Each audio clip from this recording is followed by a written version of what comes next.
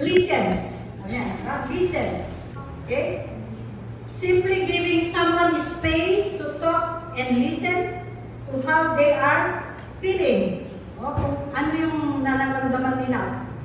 This can be a big help sa kanila. No? Ano sabi sa James 1:19? Let us be quick to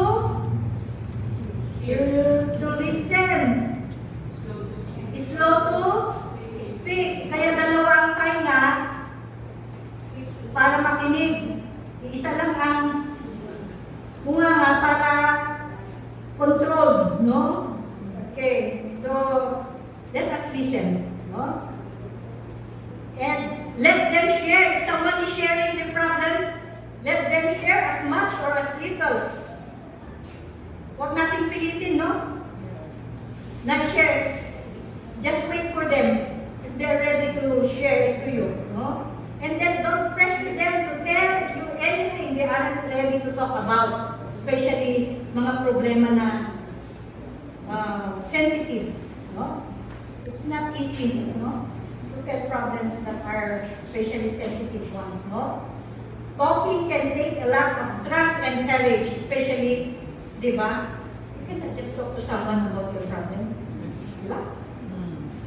Pinipili mo din naman kung kanino mo sinasabi yung mga problema mo. Someone you can trust. Okay?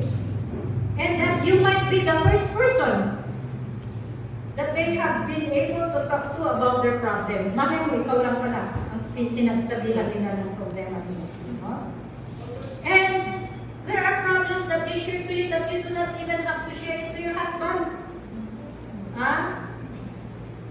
You know, even in church people, may mga tao na nag-share ng problema na sila sa akin na I do not need to share it to my husband. No? Wala na siya, pero hindi pa na niya lang kung anong problema na may. Kasi hindi ko sinasabi, especially unless they give you permission. No? Pag sasabihin nila, siyempre, husband ng pastor, yung asawa mo, sasabihin, pwede ba share ko dito yung pastor? Or kaya pwede mo ba? Dalawa may pastors pagsabihan ko na. Pero pag sa iyo bang sinabi, do not share it to anybody. No? Okay. Especially sensitive problems. Kasi if you do that, malaman nila, ay, nakarating, ikaw lang pinagsabihan. The next time, wala nang magsasabi sa iyo ng kanilang mga problema. Kasi they learn or you have, sinira mo yung trust nila sa iyo. But if they know that you are trusted, then they are open to share their problems to you. No? Okay. And then, listen carefully. Sabi niya, listen carefully to what they tell you. Okay? Repeat what they have said. Kung may sinasabi silang problema, ulitin mo to be sure na yun talaga ang sinasabi nila at nakuha mo. Kasi kung minsan, karamihan sa atin, iba yung narinig natin, iba yung sasabihin natin sa iba. Di ba? Either nabawasan or nadagdagan. Kaya when it comes to problem matters, you repeat what that person told you para siguraduhin mo na tama yung dinig mo. Okay? Pero hindi ibig sabihin na tama yung dinig mo para tama din yung sasabihin mo sa iba. No? Hindi ganun, ha? Alright. And you don't have to agree with what they are saying. Eh, hindi naman kailangan agreean mo yung sinasabi nila. But by showing you understand how they feel, you are letting them know you respect their feelings. Huwag mong bagayin ka agad. Ay, hindi dapat Kristiyano tayo, dapat ganito. Ay, hindi no? Kasi nga, especially if there are new Christians. Kahit nga matagal na Kristiyano, no? Kasi there are people na pag may problema sila, yung nasasabi natin kanina na they do not think properly. Yun bang even in decision making na nasisira yung mali-mali yung how they make decisions. Kaya nga may counseling na sinasabi, no? Women to women counseling so that we can help them journey. Matulungan natin sila at the time of their problem to make the right decision. Kasi karamihan, pag may problema tayo, hindi tama yung desisyon na ginagawa natin. Tama? Diba? Kasi our decisions naapektuhan sa feeling natin. Kaya we have to journey with that person who has troubles or problems. Okay. And next is, we have to offer reassurance. No? Mamitag tayo iti pamatalgod. Because sitting here can feel lonely and sometimes scary. That's why many people keep it to themselves. Kaya maraming mga tao hindi nila nilalabas ang problema nila. Kasi natatakot sila. No? Especially yung problems na kakaiba. Di ba? Okay, so let us, in listening and offering the assurance, let us set aside time with no distraction. Paano ba makinig? Di ba kung minsan may nakikinig pero hindi talaga, you may be listening but you are not hearing, sabi? Or you may be hearing but you are not really listening. So we have to set aside distractions. How do you feel when you're talking to someone at ginagawa niya? Yeah. Tapos, wala na yung cellphone na. No? Siyempre, mawalan tayo ng gana, hindi na tayo magsalita because they're not really listening. Diba? So, if we offer assurance that we are really listening, we have to remove all distractions. We give our full attention. Ito tayo attention tayo na pagbagana. At na maawatan tayo. Okay? And then, number 3 is, stay calm. Don't jump too quickly with your own diagnosis or solutions.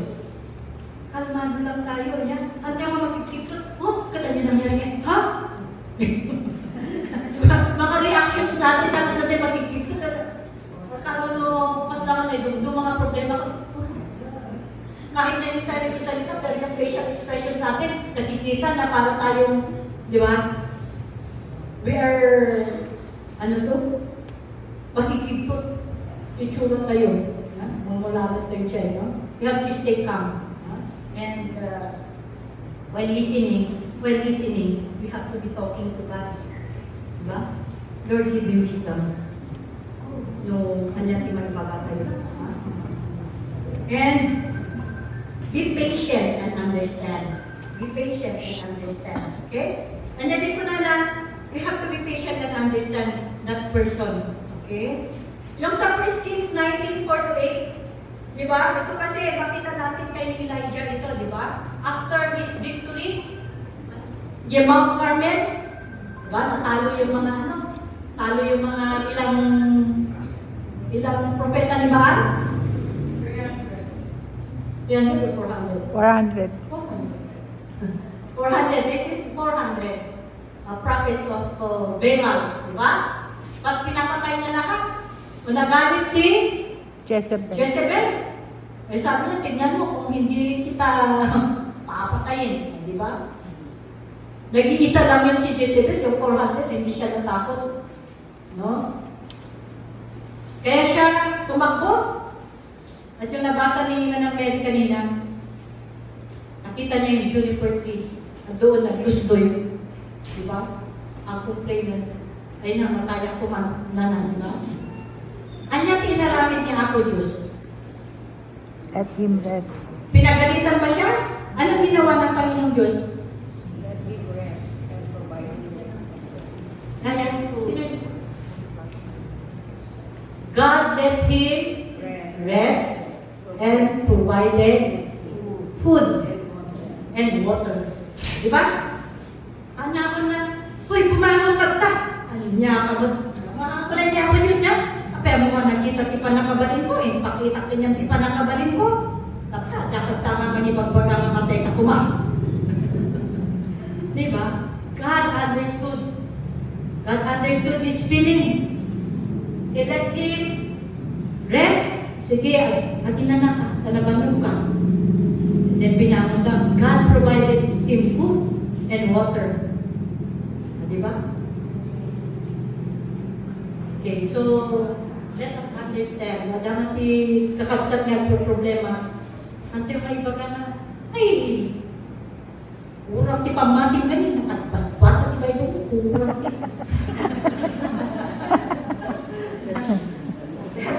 Let us be patient and understanding. And then let us also talk about self-care. Self-care. What is this self-care? No? Discuss ways of distressing or practicing self-care and ask if they find anything helpful. Okay? Exercising, having a healthy diet, and getting a good night's sleep can help protect mental health and sustain well-being. Okay? No, makita tayo invite kayo. Anta, magna. Let's have a walk. Okay? Let's have exercise. Or what are the things that helps distress? Ice cream. Ice cream. Ice cream, yeah. Chocolates. Ice cream, yeah. Chocolates. Or plantita, di ba? Ayan, kasapulan na nabigay. Yan, no, minsan kasapulan na lang iba eh. Ano, ang mukha ng ibalay mo. Kung mag-invite din niya, kakal na mag-corporate na. Kape. Kalwa. Di ba? If you see that person thinks that, no? Kasapulan na lang niya. Invite. Di ba ito? And it's Ay, good to para go sa out amin. also, no? Oo, hindi ko Pagkakibalay. Pero nanginaitit ka. Dati 300. What really helps me to 500. what do you call that, overcome my grief is going out. Kung ako na dadating, oh, boyfriend mo, the boyfriend mo, kung nangyang mi sister, ay na, boyfriend na pala. Di ba, may galon ako, di ba? Ay, mayati ka suit, ano, ang dalagayak, last week, na, oh, Shirley, to Ginaon yun, to the beach, ay, wala. Awan ko pa na may, pagpakada ka pa, di ba, pimano ka, nakulalakad mo tayo, ba? While you have the strength, tiwa mo di salong na tayo niya, sumano ka, tiwa, makunat naman tayo tayo. Siyempre,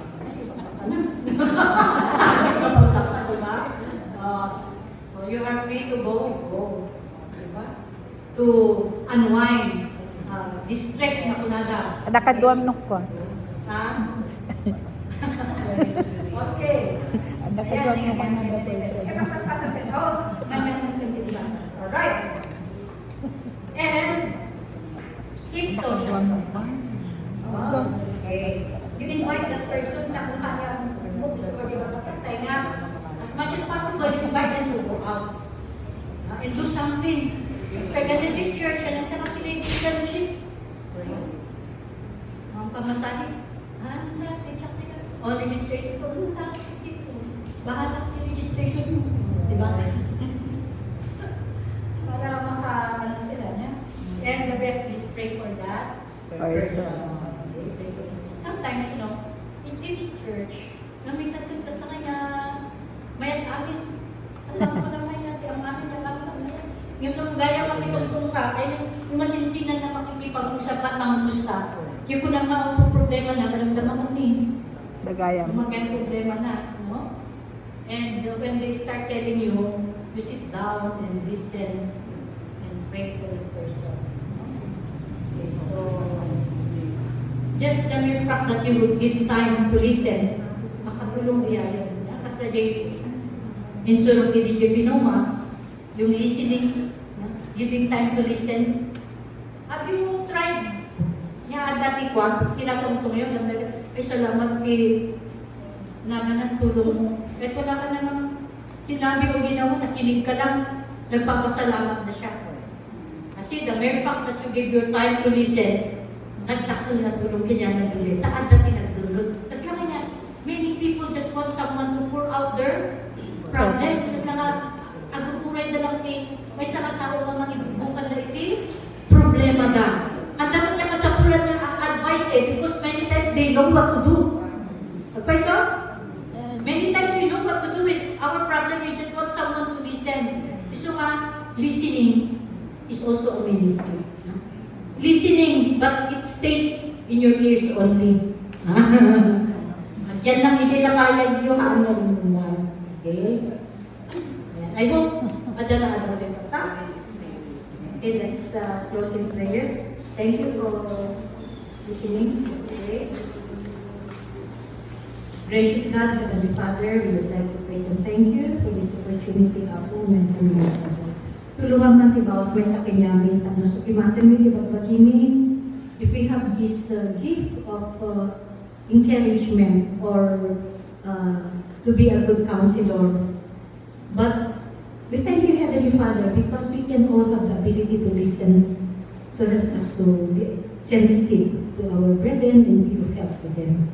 Father, we thank you because we have seen that even in Bible characters, many of the Bible characters have also experienced the problems that we have been going through. So help us, Father God, to just cling to your word, to whatever anxieties that we have, we will give it to you, and whatever problems happen, because you are our best counselor.